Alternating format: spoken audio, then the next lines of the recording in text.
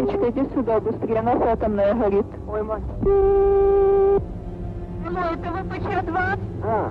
Что у вас там горит? Взрыв на главном корпусе, между третьим и четвертым. А там люди есть? Да. И люди есть, да? Да. Леонид Алексеевич. Алло, третий и четвертый блок горит крыша в результате аварии взрыва.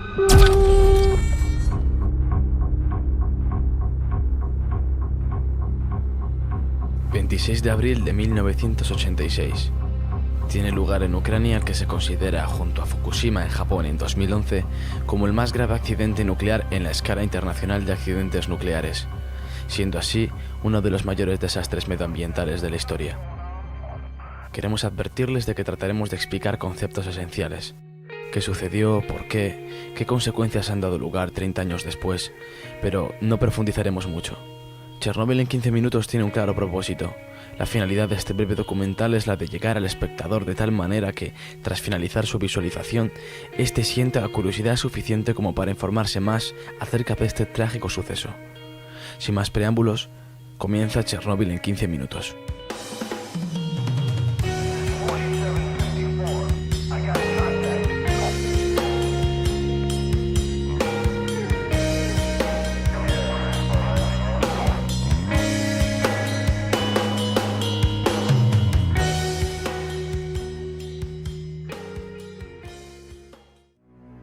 La central nuclear de Chernóbil está situada a 16 kilómetros de la frontera entre Ucrania y de Bielorrusia y a 110 kilómetros al norte de Kiev.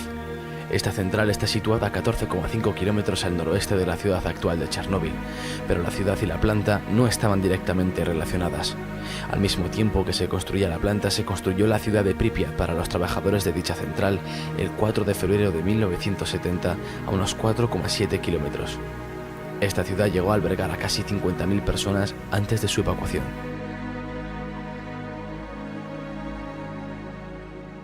A la 1:23 de la mañana del sábado 26 de abril de 1986 estalló el cuarto reactor de la central nuclear de Chernóbil. El motivo que desencadenó el accidente fue la realización de una prueba programada para el 25 de abril bajo la dirección de las oficinas centrales de Moscú. Esta prueba tenía la intención de aumentar la seguridad del reactor. Se trataba de averiguar durante cuánto tiempo la turbina de vapor continuaría generando energía eléctrica una vez cortada la afluencia de vapor. En caso de avería, las bombas refrigerantes de emergencia requerían de un mínimo de potencia para ponerse en marcha, hasta que se arrancaran los generadores diésel, y los técnicos de la planta desconocían si una vez cortada la afluencia de vapor, la inercia de la turbina podía mantener las bombas funcionando. La prueba debía realizarse sin detener la reacción en cadena en el reactor nuclear para evitar un fenómeno conocido como envenenamiento por xenón. A la 1 de la madrugada del día 25 de abril, los ingenieros iniciaron la entrada de las barras del control en el núcleo del reactor con el objetivo de reducir su potencia. Hacia las 23 horas, se habían ajustado los monitores a los niveles más bajos de potencia, pero el operador se olvidó de reprogramar el ordenador para que se mantuviera la potencia entre 700 megavatios y 1000 megavatios térmicos. Por este motivo, la potencia descendió al nivel peligroso de 30 megavatios. Con un nivel tan bajo, los sistemas automáticos pueden detener el reactor debido a su peligrosidad, y por esta razón los operadores desconectaron el sistema de regulación de la potencia, el sistema de emergencia refrigerante del núcleo y otros sistemas de protección cuando el sistema estaba a punto de apagar el reactor nuclear. Con 30 megavatios comienza el envenenamiento por xenón. Al darse cuenta, se extrajeron las barras de control con el fin de evitarlo, aumentando la potencia del reactor nuclear. Los operadores retiraron manualmente demasiadas barras de control. El núcleo del reactor disponía de 170 barras. Las reglas de seguridad exigían que hubiera siempre un mínimo de 30 barras bajadas, y en esta ocasión dejaron solamente 8. Dado que los sistemas de seguridad de la planta quedaron inutilizados y se habían extraído casi todas las barras de control, el reactor de la central quedó en condiciones de operación inestable y extremadamente insegura. En este momento, tuvo lugar un brusco incremento de potencia que los operadores no detectaron a tiempo. Cuando quisieron bajar de nuevo las barras de control, estas no respondieron debido a que posiblemente ya estaban deformadas por el calor y las desconectaron para permitirles caer por gravedad. Finalmente, el combustible nuclear se desintegró y salió de las vainas, entrando en contacto con el agua empleada para refrigerar el núcleo del reactor.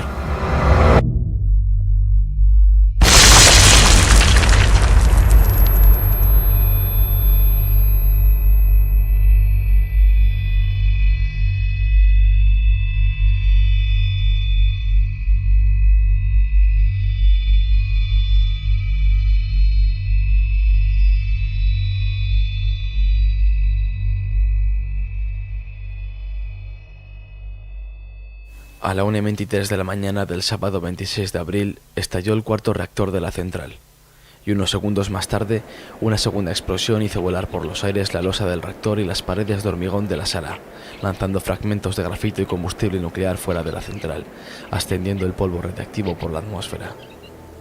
Se estima que la cantidad de material radiactivo liberado fue 200 veces superior al de las bombas atómicas lanzadas sobre Hiroshima y Nagasaki al final de la Segunda Guerra Mundial.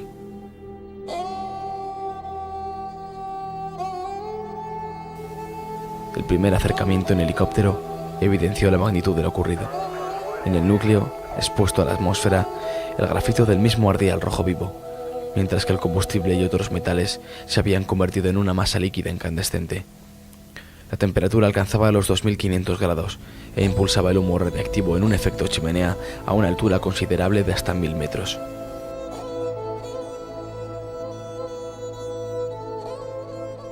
Mientras tanto, se estableció el control permanente de la radiación en Pripyat, que para la tarde del 26 de abril era de unas 600.000 veces el fondo natural. Por otro lado, un comando militar fue enviado a tomar lecturas en la base de la planta. Se registró un astronómico nivel de 2080 Roentgens, por lo que en 15 minutos un ser humano absorbería la dosis letal.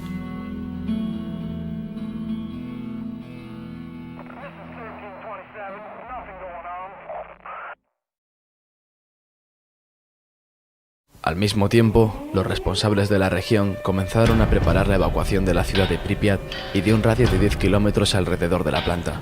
Esta primera evacuación comenzó de forma masiva 36 horas después del accidente y tardó 3 horas en ser concluida. Atención, camaradas.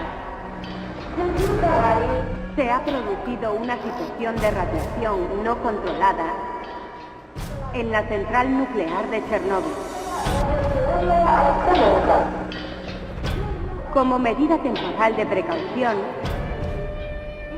se ha decidido evacuar a la población de la ciudad de Pripyat a partir de las 2 de la tarde de hoy, 27 de abril. La evacuación de Chernóbil y de un radio de 30 kilómetros no se llevó a cabo sino hasta el 2 de mayo. Para entonces ya había más de 1000 afectados por lesiones agudas producidas por la radiación.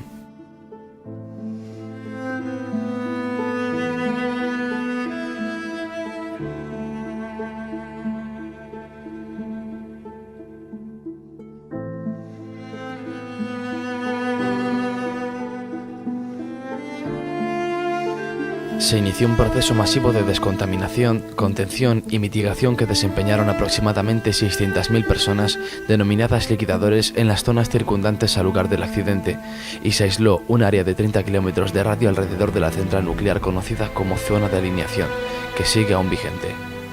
Los trabajadores de contención sobre el reactor afectado evitaron una segunda explosión de consecuencias dramáticas que podrían haber dejado inhabitable toda Europa.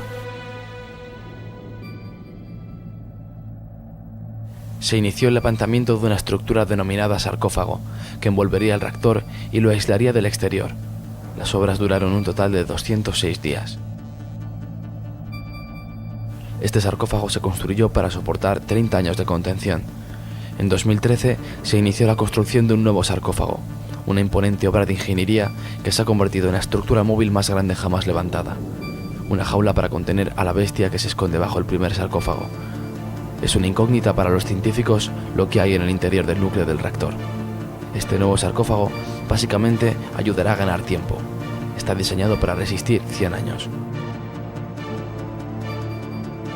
Los equipos de liquidadores estaban compuestos sobre todo por bomberos, obreros, científicos y especialistas de la industria nuclear, tropas terrestres y aéreas preparadas para la guerra atómica e ingenieros de minas, geólogos y mineros del uranio. Si un ser humano recibe radiaciones de 400 Roentgen hora, se considera dosis letal y con toda probabilidad la muerte puede llegar en cualquier momento.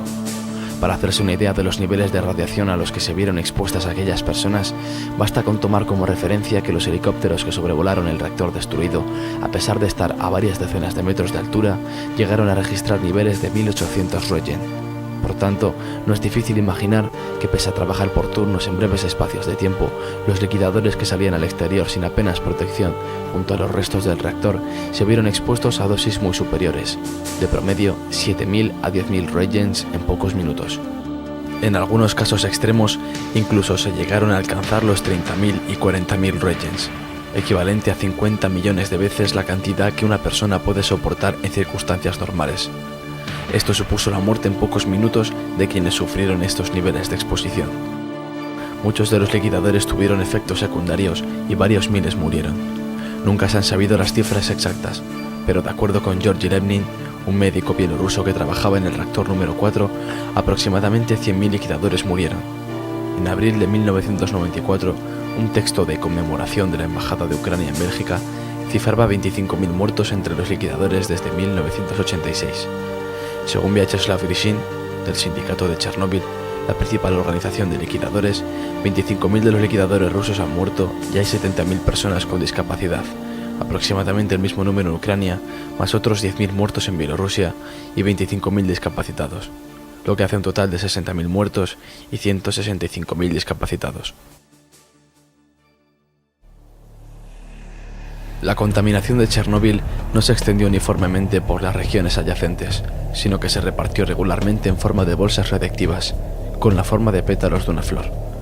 Informes de científicos soviéticos y occidentales indican que Bielorrusia recibió alrededor del 60% de la contaminación que cayó en la antigua Unión Soviética.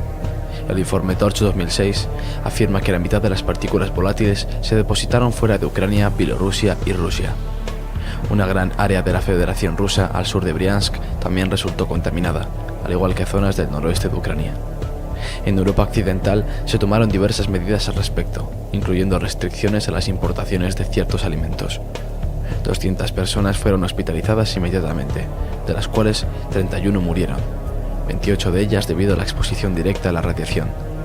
La mayoría, bomberos y personal de rescate que participaban en los trabajos para controlar el accidente. Antes del accidente, el reactor contenía unas 190 toneladas de combustible nuclear. Se estima que más de la mitad del yodo y un tercio del cesio radiactivos contenidos en el reactor fue expulsado a la atmósfera. En total, alrededor del 3,5% del combustible escapó al medio ambiente. Debido al intenso calor provocado por el incendio, los isótopos radiactivos liberados procedentes de combustible nuclear se elevaron en la atmósfera dispersándose en ella. Algunas personas en las áreas contaminadas fueron expuestas a grandes dosis en la tiroides, debido a la absorción del yodo 131 que se concentra en esa glándula. El yodo radiactivo procedería de leche contaminada producida localmente y se habría dado particularmente en niños. Varios estudios demuestran que la incidencia de cáncer de tiroides en Bielorrusia, Ucrania y Rusia se ha elevado enormemente. Sin embargo, algunos científicos piensan que la mayor parte del aumento detectado se debe al aumento de controles. Hasta el presente, no se ha detectado un aumento significativo de leucemia en la población en general. Algunos científicos temen que la radiactividad afectará a las poblaciones locales durante varias generaciones, la cual se cree que no se extinguirá hasta pasados 300.000 años. En un radio de unos 20 o 30 kilómetros alrededor del reactor se produjo un aumento de la mortalidad de plantas y animales, así como pérdidas en su capacidad reproductiva. En los años posteriores al desastre, en la zona de exclusión abandonada por el ser humano ha florecido la vida salvaje. Bielorrusia ya ha declarado una reserva natural y en Ucrania existe una propuesta similar. Varias especies de animales salvajes y aves que no se habían visto en la zona antes del desastre se encuentran ahora en abundancia, debido a la ausencia de seres humanos en el área. 30 años después, tras analizar datos históricos, los investigadores concluyen que no se ha producido ningún declive en los años posteriores a la tragedia, únicamente en los primeros 6 meses tras el incendio del reactor, en los que los altísimos niveles de radiación afectaron a la salud y a la reproducción, pero no a largo plazo.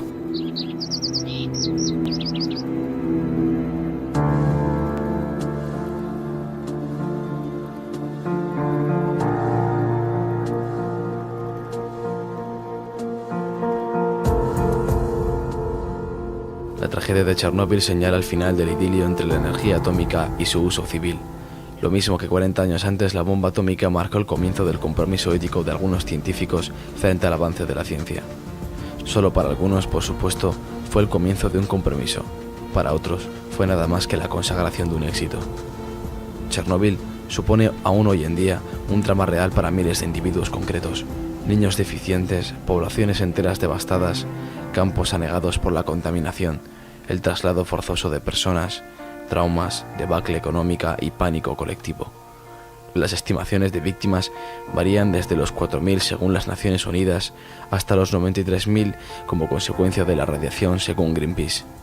Lo que está claro es que el hombre trata de progresar, a veces forzando la maquinaria demasiado, y deja parajes como Pripyat. Algo que nos da que pensar es el hecho de que a pesar de los niveles de contaminación, Chernóbil sea ahora cuna de tanta fauna y flora. ¿Seremos pues más perjudiciales para la naturaleza que un desastre nuclear?